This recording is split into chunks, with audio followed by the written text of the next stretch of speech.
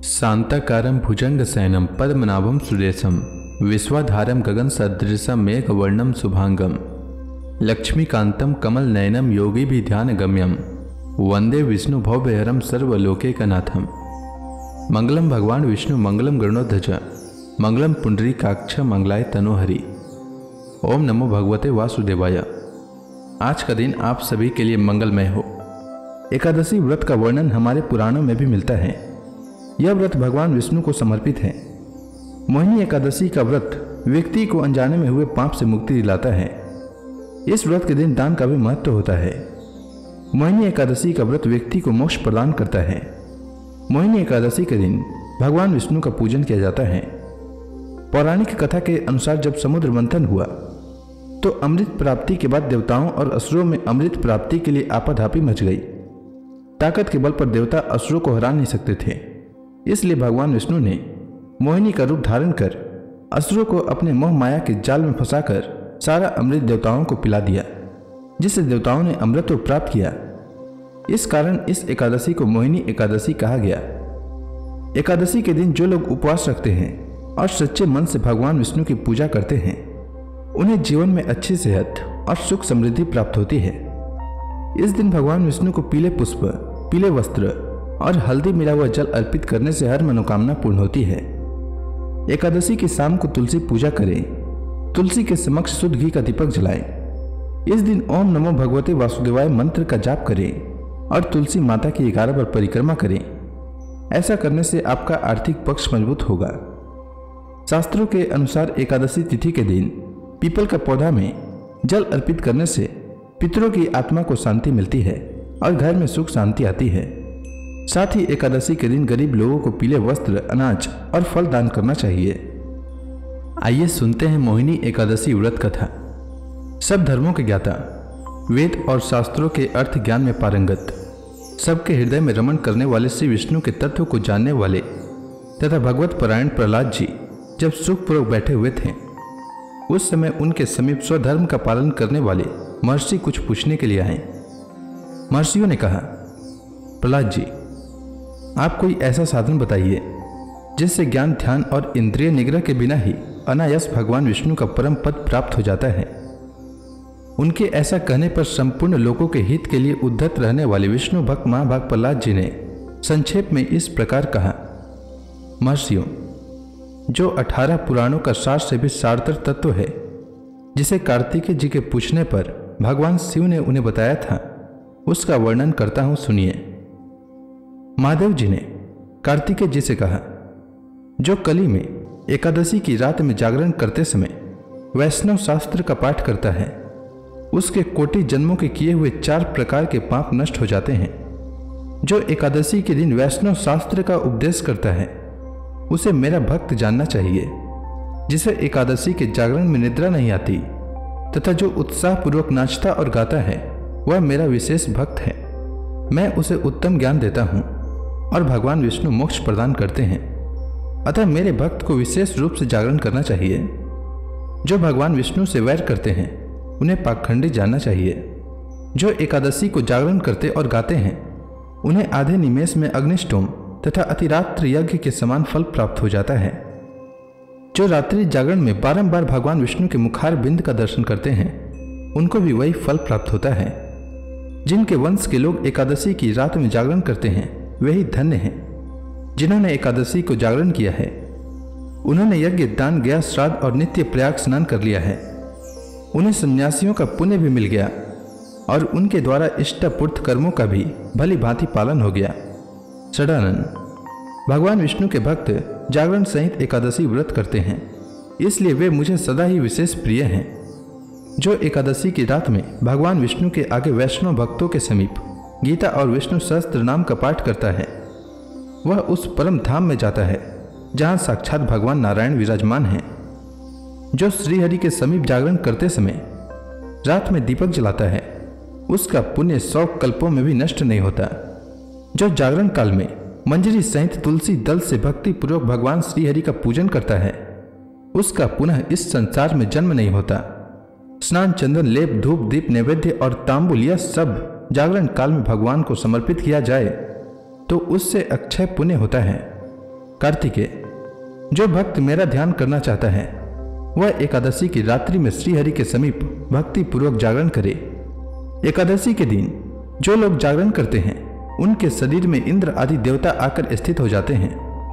जो जागरण काल में महाभारत का पाठ करते हैं वे उस परम धाम में जाते हैं जहाँ सन्यासी महात्मा जाया करते हैं। जो उस समय श्री रामचंद्र जी का चरित्र 10 कंठवध पढ़ते हैं वे योग वेताओं की गति को प्राप्त होते हैं। जिन्होंने श्रीहरि के समीप जागरण किया है उन्होंने चारों वेदों का स्वाध्याय, देवताओं का पूजन, यज्ञों का अनुष्ठान तथा सब तीर्थों में स्नान कर लिया। श्री कृष्ण से बढ़कर कोई देवता नहीं है और एकादशी व्रत के समान दूसरा कोई व्रत नहीं है। जहाँ भागवत शास्त्र है, भगवान विष्णु के लिए जहाँ जागरण किया जाता है और जहाँ सालग्राम शिला स्थित होती है वहाँ साक्षात भगवान विष्णु उपस्थित होते हैं। मोहिनी एकादशी व्रत की कथा के अनुसार युधिष्ठिर ने भगवान श्री कृष्ण से कहा, हे मधुसूदन, वैशाख माह के शुक्ल पक्ष की एकादशी का क्या नाम है तथा उसके उपवास को करने का क्या विधान है? कृपा कर यह सब मुझे विस्तार पूर्वक बताइए। श्री कृष्ण भगवान ने कहा, हे युधिष्ठिर, मैं एक पौराणिक कथा सुनाता हूँ जिसे महर्षि वशिष्ठ जी ने श्री रामचंद्र जी से कहा था। उसे मैं तुमसे कहता हूँ, ध्यानपूर्वक श्रवण करो। एक बार की बात है, श्री राम जी ने महर्षि वशिष्ठ से कहा, हे गुरुश्रेष्ठ, मैंने जनक नंदिनी सीता के वियोग में बहुत कष्ट भोगे हैं, अतः मेरे कष्टों का नाश किस प्रकार होगा? आप मुझे कोई ऐसा व्रत बताने की कृपा करें जिससे मेरे सभी पाप और कष्ट नष्ट हो जाएं। महर्षि वशिष्ठ ने कहा, हे श्री राम, आपने बहुत उत्तम प्रश्न किया है। आपकी बुद्धि अत्यंत कुशाग्र और पवित्र है।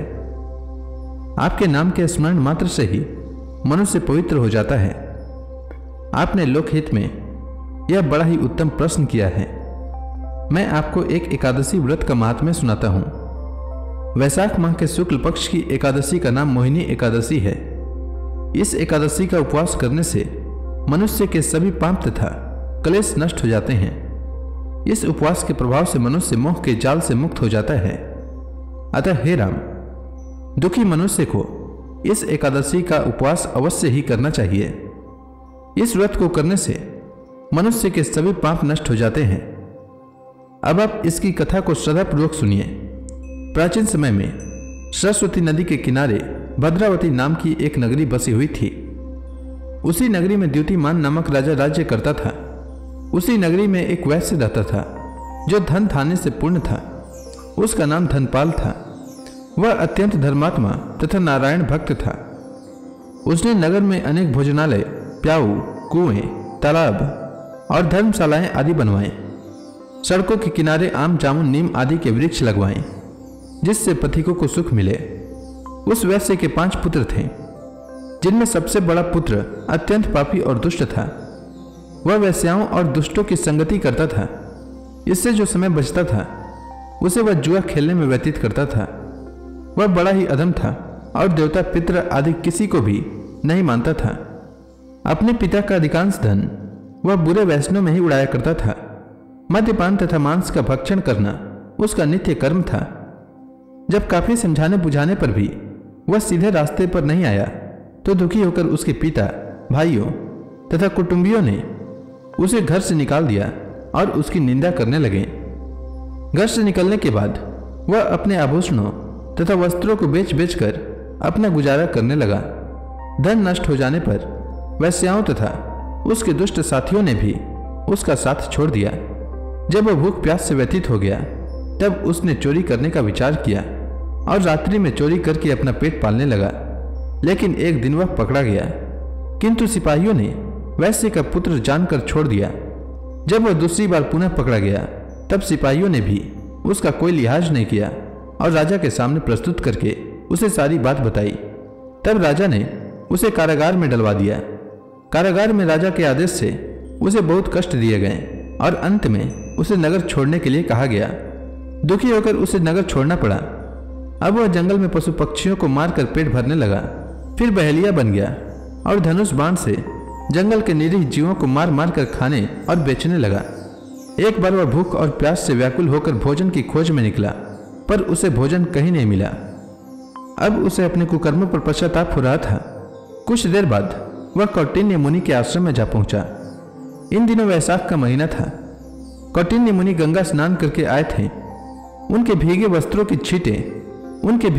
की छींटे मात्र से इस पापी को कुछ सद्बुद्धि प्राप्त हुई।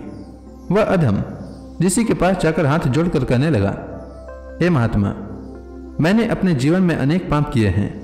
मुझे इसका पश्चाताप है। मैं गलती को सुधार तो नहीं सकता, पर मैं दोबारा ऐसी गलती न करने की प्रतिज्ञा करता हूं। कृपा कर आप उन पापों से छूटने का कोई साधारण और बिना धन का उपाय बताइए। तब ऋषि ने कहा, तू ध्यान से सुन मेरी बात।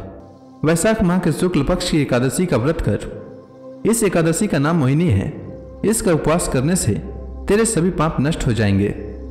ऋषि के वचनों को सुनकर वह बहुत प्रसन्न हुआ और उनकी बतलाई हुई विधि के अनुसार उसने मोहिनी एकादशी का व्रत किया। हे श्री राम, इस व्रत के प्रभाव से उसके सभी पाप नष्ट हो गए और अंत में वह गरुड़ पर सवार होकर विष्णु लोक को गया। संसार में इस व्रत से उत्तम दूसरा कोई व्रत नहीं है। इसके महात्म्य के श्रवण से जो पुण्य प्राप्त होता है वह पुण्य 1 सहस्त्र गोदान के पुण्य के बराबर होता है। तो प्रेम से बोलिए भगवान विष्णु की जय, श्री कृष्ण भगवान की जय, समस्त देवी देवताओं की जय। अब आप सभी हाथ जोड़कर भगवान श्री हरि का ध्यान करें। आरती होने वाली है। ओम जय एकादशी माता मैया, जय एकादशी माता। विष्णु पूजा व्रत को धारण करके, विष्णु पूजा व्रत को धारण करके शक्ति मुक्ति पाता। ओम जय एकादशी माता। तेरे नाम गिनाऊं देवी, भक्ति प्रदान करनी, भक्ति प्रदान करनी। गण गौरव की देनी माता, गण गौरव की देनी माता, शास्त्रों में बरनी। ओम जय एकादशी माता। मार्गशीर्ष कृष्ण पक्ष की उत्पन्ना, विश्व तारणी जन्मी मैया, विश्व तारणी जन्मी।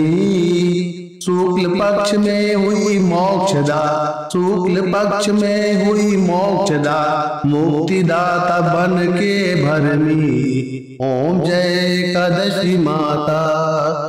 पौष के कृष्ण पक्ष की सफला नामक है, शुक्ल पक्ष में होए पुत्रदा, आनंद अधिक रहे। ओम जय एकादशी माता।